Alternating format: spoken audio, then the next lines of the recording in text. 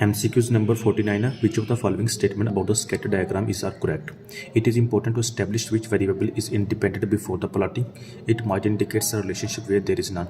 ये दोनों properties हैं ठीक है और दोनों properties इसकी ठीक है 49. तो it means both are correct. MCQs number 50. Which of the following statement about the Laspeyres price index is are correct? It tends to overstate inflation. The denominator does not change from year to year. Laspeyres का जो formula होता है उसमें denominator हमारा fix होता है ठीक है, तो आप ऊपर फार्मूला भी चेक कर सकते हैं. तो इट मीन्स कि ये चेंज नहीं होगा. और it tends to overstate inflation, ये ओवरस्टेट जैसे जैसे महंगाई बढ़ती जाती है ना, ये उसी फार्मूले में ज़्यादा यूज़ होता है. आप लेस्पेयर का फार्मूला मोस्टली जहाँ भी यूज़ होगा ना, वहाँ जो आपकी इन्फ्लेशन होगी 2017 में कम होगी, 2018 में उससे ज़्यादा, 2019 में उससे ज़्यादा. तो इट मीन्स कि it tends to overstate inflation, इसमें भी बहुत करेक्ट है. MCQs नंबर 51 है और ये बहुत इंपॉर्टेंट MCQs है, लेकिन आप लोगों ने इसको अच्छे से समझ लेना है ठीक है. MCQs थोड़ा मुश्किल है लेकिन अगर समझ के करेंगे तो बहुत आसान MCQs है, क्योंकि इसमें ऑल वैल्यूज उसने गिवन दी हुई हैं ठीक है. Consider the following information. Claim population proportion P less than 0.7 है. Population standard deviation 0.0092. Sample proportion 0.684. Level of significance 10% है and n is more than 30 है. T is test one tail है. अच्छा, इसको ना मैं थोड़ा दस्ते पे लिख लेता हूँ ताकि ना मैं समझाने में इजी रहूँ. ये MCQs थोड़ा डिटेल से बताना पड़ेगा. और इस चीज़ में हम लोगों ने फाइंड करना है test the hypothesis whether to accept और रिजेक्ट द नल हाइपोथेसिस. ये एक्सेप्टेड होगा, रिजेक्ट, ये एक्सेप्ट कब होता है, रिजेक्ट होता है, मैं ये भी आपको बताऊंगा ठीक है. चलें, ऑल इन्फॉर्मेशन दी हुई है, MCQs को सोल्व करते हैं. अब क्वेश्चन में सबसे पहले उसने पूछा कि टेस्ट करें ठीक है. तो हम देखेंगे कि टेस्ट इधर अप्लाई कौन सा होगा. मैंने पहले भी MCQs में टेस्ट की इन्फॉर्मेशन दी थी. देखें, जब भी हमने फाइंड करना होगा हमारा कौन सा टेस्ट यूज होगा, टी टेस्ट होगा, जी टेस्ट होगा, काई स्क्वायर टेस्ट होगा, तो उसके लिए जो आपकी मेन पहचान है जी टेस्ट के लिए और टी टेस्ट के लिए मोस्टली ठीक है. जब आपका n ग्रेटर देन 30 हो और स्टैंडर्ड डेविएशन गिवन हो ठीक है, ये दो कंडीशन है. स्टैंडर्ड डेविएशन गिवन हो और n ग्रेटर देन 30 हो, तो इस जगह पे आप लोगों ने जी टेस्ट अप्लाई करना है ठीक है. टी टेस्ट किधर अप्लाई होता है, जब n लेस देन 30 हो और स्टैंडर्ड डेविएशन फाइंड करना हो, तो उस जगह पे आप लोगों ने टी टेस्ट लगाना है. तो इट मीन्स इधर n ग्रेटर देन 30 है, हमारी पहली कंडीशन भी पूरी हो रही है. जी स्टैंडर्ड डेविएशन हमें गिवन है ठीक है, ये स्टैंडर्ड डेविएशन हमें गिवन है 0.0092, तो दूसरी कंडीशन भी पूरी हो रही है, तो जहाँ पे हम जी टेस्ट अप्लाई करेंगे ठीक है. अच्छा, जी टेस्ट का पॉपुलेशन प्रोपोर्शन का फार्मूला क्या होता है वो भी मैं इधर लिख देता हूँ. Z test is equal to P naught minus P divided by PQ over n का अंडर रूट. ये जो P होता है ना, P जिसके ऊपर कैप हो, इसको कहते हैं सैंपल प्रोपोर्शन.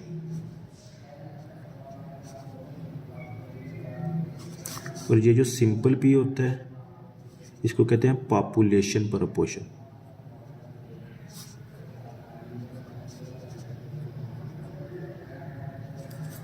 यहाँ तक समझ आ गई है.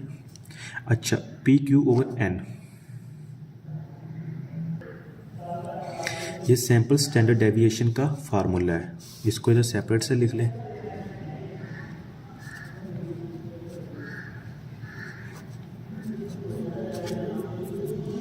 ये किस चीज़ का फार्मूला है, सैंपल प्रोपोर्शन का ठीक है. तो इट मीन्स कि इसकी जगह पे मैं ये चीज़ अप्लाई कर सकता हूँ. तो फार्मूले को मैं थोड़ा सा रिप्लेस कर देता हूँ. P cap minus P divided by standard deviation. तो ये आप लोगों का फार्मूला बन गया. चलें, सेम वैल्यूज़ को पुट करते हैं. z is equal to P cap minus P divided by standard deviation. अच्छा, यहाँ पे हमें H1 कंसीडर किया था P लेस देन 0.7, तो हमारा जो H नोट होगा ना वो इसके ओपोजिट होगा ठीक है. तो P ये लेस देन है तो इससे ग्रेटर देन होगा, इक्वल टू 0.7. अच्छा, P की वैल्यू कितनी हमारी आ रही है यहाँ पे, P की कैप, ये सैंपल प्रोपोर्शन इसको कहते हैं ठीक है. सैंपल प्रोपोर्शन मैंने पहले भी बताया, ये मज़ीद इसको क्लियर कर लें, वैल्यूज़ पुट कर दें 0.684 माइनस 0.7 डिवाइडेड बाय 0.0092। इसको कैलकुलेटर पे पुट करें, आपका आंसर आ जाएगा।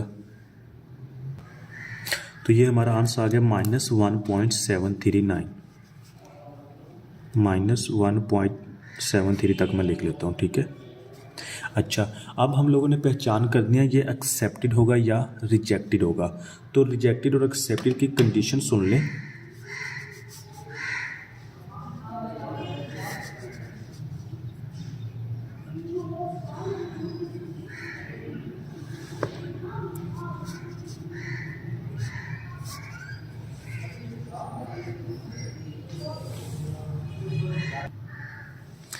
अगर तो हमारी गिवन हाइपोथेसिस की जो वैल्यू होती है, ठीक है, गिवन हाइपोथेसिस कितना है, इधर ये 10% है, ठीक है, इसको भी फाइंड कर लेते हैं। वो कितना बनता है, सबसे पहले आप 10% को, लेवल ऑफ सिग्निफिकेंस आपका 10% है, तो लेवल ऑफ कॉन्फिडेंस कितना होगा, वो इसके ऑपोजिट मतलब के 90% होगा। तो मैं लिख लेता हूँ, नीचे ही लिख लेते हैं,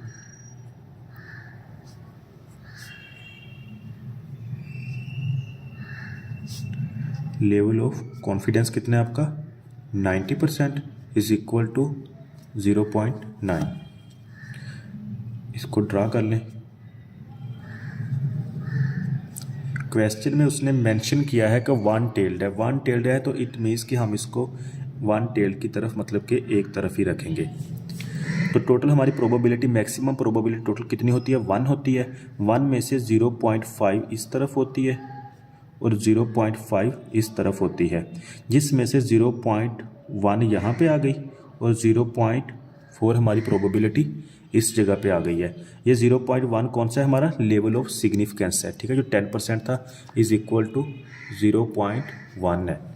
तो ये हमारा लेवल ऑफ सिग्निफिकेंस। अब हमने टेबल में वैल्यू चेक करनी है जी टेस्ट की, 0.4 में कौन सा आता है, ठीक है। ऑलवेज हमेशा याद रखिएगा, जब भी आपकी वैल्यू चेक करते हैं ना, हमेशा आप लोगों ने यहाँ से इस तरफ मूव होना है, यहाँ से इस तरफ मूव होना है। तो 0.4 को अभी चेक करते हैं बुक पे।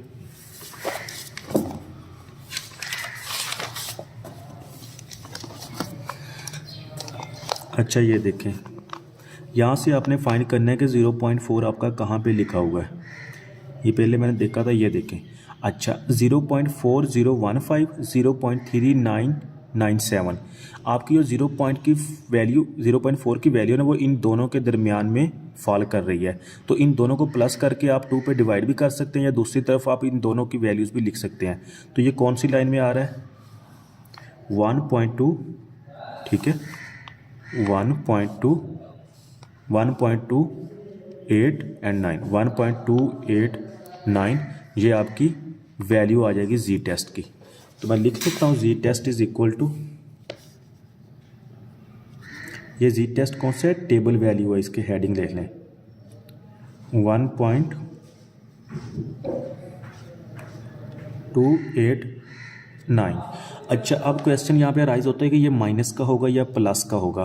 तो हमेशा आपने याद रखना है, अगर आप इस पॉइंट से, ठीक है, अगर इस तरफ मूव होंगे तो ये आपका माइनस का होगा, और इस तरफ मूव होते हैं ये आपका प्लस का होगा, ठीक है। वैसे ये इधर नहीं आना चाहिए, इसका जो मेन एरिया इस जगह पे है, माइनस एंड प्लस, क्योंकि प्रोबेबिलिटी हमेशा पॉजिटिव होती है और प्रोबेबिलिटी 1 ही होती है। ये जस्ट एक ड्रा किया हुआ कि ये नेगेटिव है और ये 0 से पॉजिटिव तरफ है।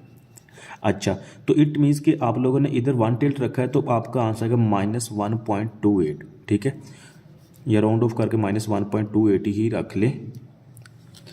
आपकी कैलकुलेटेड, आपकी जो टेबल वैल्यू है, ठीक है, टेबल वैल्यू आपकी है 1.28 और जो आपकी कैलकुलेटेड वैल्यू है वो है 1.73। टेबल वैल्यू, कैलकुलेटेड वैल्यू और टेबल वैल्यू -1.28। अब आप लोगों ने पहचान करनी है ये रिजेक्ट कब होगा और एक्सेप्टेड कब होगा। तवज्जो से सुन लेना है, ठीक है। ये रिजेक्ट तब होगा जब आपकी जो टेबल वैल्यू है, टेबल वैल्यू अब उसने आपको गिवन थी 10%, मतलब कि गिवन दी हुई है। तो अगर तो गिवन वैल्यू के अंदर आपका कैलकुलेटेड वैल्यू फॉल करे तो इट मीन्स कि ये एक्सेप्टेड होगा, ठीक है। टेबल वैल्यू जो हमारी 1.28 अगर इसके अंदर फॉल करे, मतलब मसलन किया है कि 1.28 है ना, तो ये 1.28 से 0 टू लेके -1.28 है ना, तो इट मीन्स कि -1.28 से ऊपर हो, ठीक है, इसके अंदर फॉल करे, ठीक है, इससे बाहर ना जाए। अभी देख लेते हैं। अच्छा, तो रिजेक्टेड कब होगा? जब इससे आउट हो, मतलब इसके अंदर फॉल ना करे। लेट बी सपोज ये देखें, अभी हमारी वैल्यू है टेबल की है -0.1.28 और कैलकुलेटेड है -1.73, मतलब कि हमारी जो टेबल वैल्यू है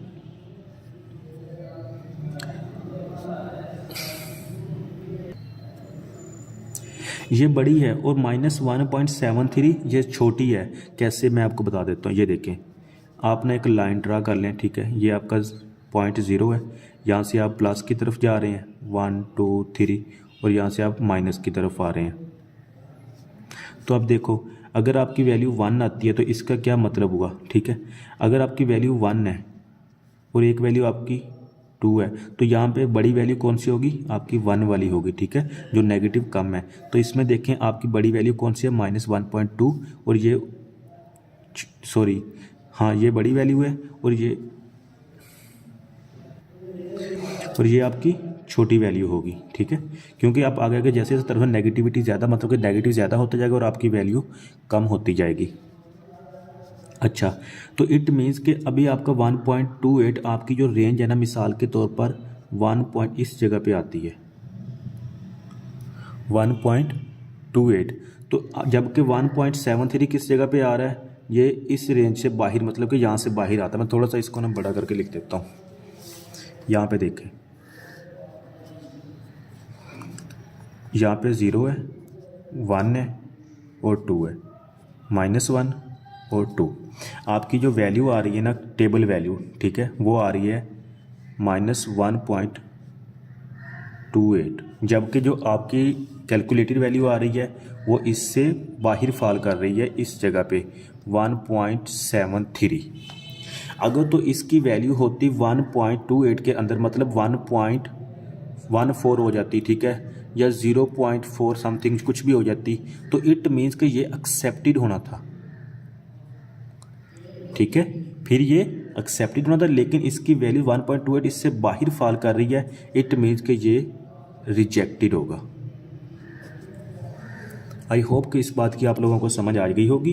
एक दफ़ा फिर रिपीट कर देता हूँ। अगर हमारी 1.28 जो वैल्यू कैलकुलेटेड वैल्यू है, अगर हमारी कैलकुलेटेड वैल्यू हमारी गिवन वैल्यू के अंदर फॉल करे तो वो हमारा एक्सेप्टेड है, अगर बाहर फॉल करे तो वो रिजेक्टेड है। हमारी 1.28 वैल्यू है माइनस, और जबकि कैलकुलेटेड वैल्यू इससे बाहर फॉल कर रही है -1.73, तो इट मीन्स कि ये रिजेक्टेड होगा। इसका करेक्ट आंसर भी रिजेक्टेड ही है। आई होप कि इस MCQs की ना आपको समझ आ गई होगी। थोड़ा डिटेल से था, MCQs कंसेप्चुअली था, इसलिए इसको एक्सप्लेन करना पड़ा। चलिए नेक्स्ट MCQs को देखते हैं। तो इसका हमारे पास करेक्ट आंसर कौन सा होगा? रिजेक्टेड होगा, ठीक है। रिजेक्टेड क्यों होगा? क्योंकि इसकी वैल्यू आउटफॉल कर रही है।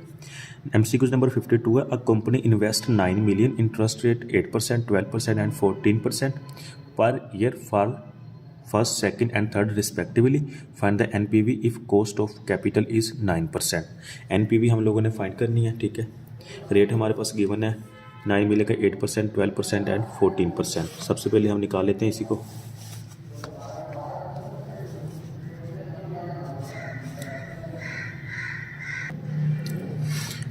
और हमारे पास R कितने, रेट 9% है, ठीक है, और NPV हम लोगों ने फाइंड कर लिया। तो NPV इज इक्वल टू, ठीक है, इसको रेट के साथ मल्टीप्लाई करते हैं 0.72 इंटू 1 प्लस रेट कितना है 9% पावर -1। असल में ये -1 क्यों है? क्योंकि ये 1 ओवर का रहा है डिवाइड में, मतलब 0.72 इसकी जो रियल फॉर्म है ना इस चीज़ की, वो मैं इधर लिख देता हूँ 0.72 डिवाइडेड बाय 1 प्लस 9%, ये ऐसे होना था, ठीक है। इस चीज़ को मैं ऊपर ले गया हूँ तो ये माइनस में चली गई है, प्लस 1.08 इंटू 1 प्लस 9% -2 क्योंकि दूसरा साल शुरू हो गया है, प्लस 1.26। अच्छा 1.26 में लास्ट पे ना आपने जो आपकी रियल वैल्यू 9 है ना, इसको इसमें प्लस कर देना है, ठीक है। ये 10.26 आपकी वैल्यू बन जाएगी। 10.26 इंटू 1 प्लस 9% पावर 3। इसको कैलकुलेट कर लें, कैलकुलेटर पे पुट करते हैं। तो बिल्कुल हम लोगों ने ये वैल्यूज़ पुट किया तो 9.4921 हमारा आंसर आ गया। 9.4921, ठीक है। अच्छा एक बात जो आप लोगों ने इधर याद रखनी है, ठीक है, जब भी हम NPV फाइंड करते हैं ना, तो NPV में हमारा जो इनफ्लो होता है, ठीक है, एक होता है आउटफ्लो, एक होता है इनफ्लो। इनफ्लो वो होता है जो हमारी तरफ आता है, आउटफ्लो वो जो हम इन्वेस्ट करते हैं। तो NPV में हम लोगों ने आउटफ्लो में से इनफ्लो माइनस कर देना है, ठीक है। हमारा आउटफ्लो कितना है 9.4921 माइनस इनफ्लो कितना है हमारा 9 मिलियन, तो इज़ इक्वल टू 0.4921, ये आपका आंसर होगा मिलियन। अच्छा सम स्टूडेंट्स क्वेश्चन राइज करते हैं कि सर अगर इसमें ऐसा है तो हम ये 9 क्यों प्लस करते हैं, ठीक है। तो ये देखें मैं आपको बता देता हूँ। अभी हमने पहले साल हमने इन्वेस्टमेंट की तो साल के एंड पे हमें कुछ इंटरेस्ट मिला जो 0.72 था। दूसरे साल उसी इन्वेस्टमेंट पे हमें इंटरेस्ट मिला वो 1.08% था।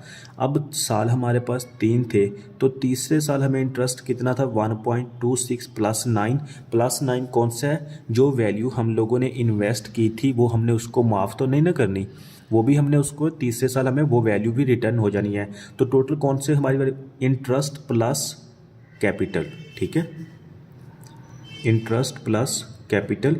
तो ये आपकी थर्ड ईयर में तीसरे साल में आपकी टोटल वैल्यूज़ आपको रिटर्न हो जाएगी। इस वजह से ये प्लस 9 करते हैं तो आपके पास टोटल इनकम हो जाएगी वो 10.26 है, ठीक है। देन आपने अगेन इस पे NPV फाइंड करनी है। NPV आपकी आ जाएगी 9.4921 और इसमें से आपका इन पर्सनल इन्वेस्ट कितना होगा 9, ठीक है, और 9 और आपकी टोटल इनकम कितनी होगी 9.4921, अपना 9 माइनस कर लें 0.4921 आपका आंसर आ जाएगा। आई होप कि ये समझ आ गई। MCQs नंबर 53 देखते हैं। MCQs नंबर 53 है, which of the following statement about the sampling distribution of the mean is are correct. The standard deviation of the sampling distribution is called the standard error. असल में एक बात याद रखिए, जो स्टैंडर्ड डेविएशन बेसिकली हमारा standard error ही होता है। तो इट मीन्स कि जस्ट स्टैंडर्ड एरर की डेफिनेशन दी हुई है, तो ये आपका पहला करेक्ट है। The standard deviation of the sampling distribution of the mean is the same as the standard deviation of the population. नहीं ऐसा नहीं होता, इसमें जो स्टैंडर्ड डेविएशन हमारा मीन सैम्पलिंग डिस्ट्रीब्यूशन होता है वो और चीज़ होती है, और जो स्टैंडर्ड डेविएशन हमारा पॉपुलेशन का होता है वो और, बल्कि इनके जो साइन है ना वो भी सेपरेट है। इसको और स्टैंडर्ड डेविएशन ऑफ पॉपुलेशन को और चीज़ से डिनोट कर, स्टैंडर्ड डेविएशन और जो सैम्पलिंग का होता है इसको और से डिनोट किया जाता है।